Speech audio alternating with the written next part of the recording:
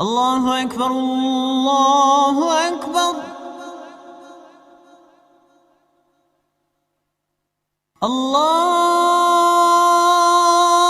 أكبر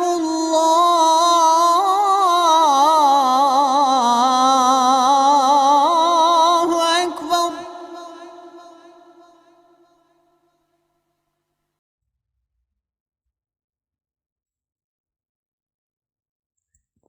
Bismillah, alhamdulillah, assalatu wassalamu ala rasulina sayyidina wa maulana Muhammad. Assalamu alaikum wa rahmatullahi wa barakatuh. Nesta aula faremos o estudo sobre Salatul Janazat, ou seja, a oração fúnebre. Primeiramente, o estudo do livro do Sheikh Minawi, Sahifa, começa falando sobre a preparação do corpo. Sheikh Minawi diz: quando a morte se aproxima de um homem, ele se volta para a Qibla, ou seja, a direção da cidade de Meca, em seu lado direito, e os dois testemunhos da Shahada são sugeridos a ele. Então, quando ele morre, as pessoas fecham as suas mandíbulas e seus olhos. Quando desejam, então, lavá-lo, colocam-no sobre uma mesa de ghusl, ou seja, para fazer o banho, a lavagem completa do corpo. Colocam um pano cobrindo sua nudez e então removem suas roupas. Eles realizam o wudu no seu corpo, porém não lavam sua boca e nem as suas narinas, a menos que ele esteja falecido em estado de janaba, ou seja, impureza ritual maior. Aqui lembrando que o wudu é a ablução, em que é lavado algumas partes do corpo, mas não o corpo todo.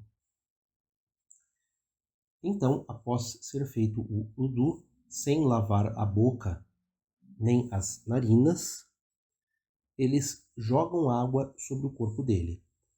A mesa de ghusl, ela é perfumada 3 vezes. Pode-se usar a água pura, ou melhor ainda, a água pode ser aromatizada com folhas de lótus, com cidra, cânfora ou outros materiais. A sua cabeça e barba também são lavadas com água com materiais perfumados. No caso, o Sheikh Minawi cita uma planta, malva. Em seguida, deita-se o corpo sobre o lado esquerdo, sendo então lavado com esta água pura ou água perfumada, até que se perceba que a água atingiu aquela parte do corpo que está adjacente à mesa de ghusl. Então, o corpo é virado e deitado sobre o lado direito, em seguida lavado também com esta água, seja pura ou perfumada, até que se perceba que a água atingiu aquela parte do corpo adjacente à mesa de ghusl. Então, aquele que o lava faz o corpo se sentar e enxuga o estômago com um movimento suave. Sheikh Minawi prossegue dizendo que se algo sair do morto neste momento, aquela área é lavada, mas o ghusl não é repetido.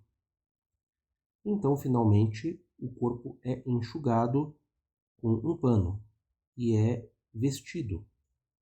O Sheikh Minawi fala que é colocado runut na cabeça e na barba e cânfora nos lugares de prostração. Sheikh Minawi também diz que qualquer feto que já produza som após o nascimento recebe a oração. Caso não produz som, ele é embrulhado nos panos e não é orado. Sobre o encobrimento em mortalhas. A suna é que um homem seja envolto em 3 panos de mortalhas, um como um cinturão, izar, uma roupa de cima, camis, e um outro de invólucro, lif afar, mas é permitido fazê-lo com apenas 2 mortalhas. Quando eles enrolam o invólucro em torno do corpo, começa-se com o lado esquerdo, colocando este pano de sudário sobre ele, e então para o lado direito. Se eles temerem que este pano de sudário possa se desdobrar, eles podem amarrá-lo. Uma mulher é envolvida em 5 vestimentas: um cinturão, uma roupa de cima, um lenço e um pedaço de pano, no qual seus seios são amarrados, e um roupão geral e mais amplo. É permitido, entretanto, que seja feito com apenas 3 mortalhas. O tecido de cachecol ele deve ficar por cima da roupa de cima, sob o invólucro. O seu cabelo é colocado sobre o tórax. O cabelo da falecida não é penteado, nem a barba do homem, nem as unhas são cortadas e nem o cabelo dela é trançado. As mortalhas são perfumadas com incenso, num número ímpar de vezes, antes que o corpo do falecido seja inserido nelas. Quando se termina este rito, as pessoas oram pelo falecido. Salatul Janazat, ou a oração fúnebre. O califa ou quem foi por ele designado deve realizar a oração, ou o wali, responsável por aquela pessoa. Como esta oração é feita? Ela é feita em fileira, com o imã. Esta oração não porta prostrações ou posturas curvadas, é realizada apenas em pé. Da seguinte maneira, é realizada em tensão.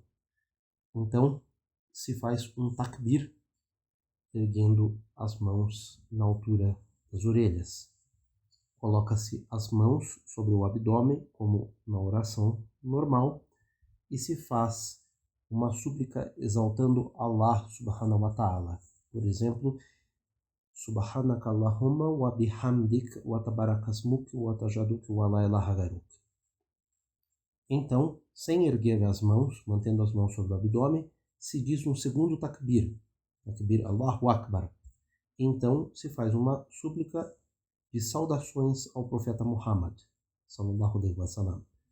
Allahumma salli ala Muhammad wa ala ali Muhammad kama sallaita ala Ibrahim wa ala ali Ibrahim innaka hamidun majid. Allahumma barik ala Sayyidina Muhammad wa ala ali Muhammad kama barakta ala Ibrahim wa ala ali Ibrahim fil alamin innaka hamidun majid. Este Salatul Ibrahim, esta fórmula é bastante usada. Então, se faz um terceiro takbir sem erguer as mãos, suplicando por si próprio, pelos falecidos e pelos muçulmanos. Então, se diz um último takbir sem erguer as mãos. E é feito o taslim, solta-se a mão direita, olha-se para o lado direito, assalamu alaikum wa rahmatullah, solta-se a mão esquerda, olha-se para o lado esquerdo e se diz assalamu alaikum wa rahmatullah. Então, está feita dessa forma a oração de Janazat. Em seguida é feito um dua e suratul Fatiha. Apenas lembrando que após o takbir, em que é feita a saudação ao profeta Muhammad, há um takbir com súplicas pelos falecidos e pelos muçulmanos, e existem várias fórmulas possíveis de súplica que podem ser utilizadas, algumas mais curtas, outras mais longas, mas não existe uma única fórmula de súplica utilizada. Finalmente, se o falecido foi enterrado sem que a oração fosse realizada, então ela é realizada ali diante do seu túmulo. Sobre o enterro, quando é carregado o seu caixão, são segurados seus 4 cantos e as pessoas caminham com ele rapidamente, mas sem correr. Quando chegam ao túmulo, é considerado makruh, detestável, que as pessoas se sentem antes que o corpo seja descido dos ombros dos homens que o carregam. A sepultura é cavada no solo e é feita uma incisão na parede do lado da quibla, na lateral. É uma espécie de um nicho. O falecido deve ser inserido neste lado adjacente à quibla, ou seja, a direção de Meca, nesse nicho.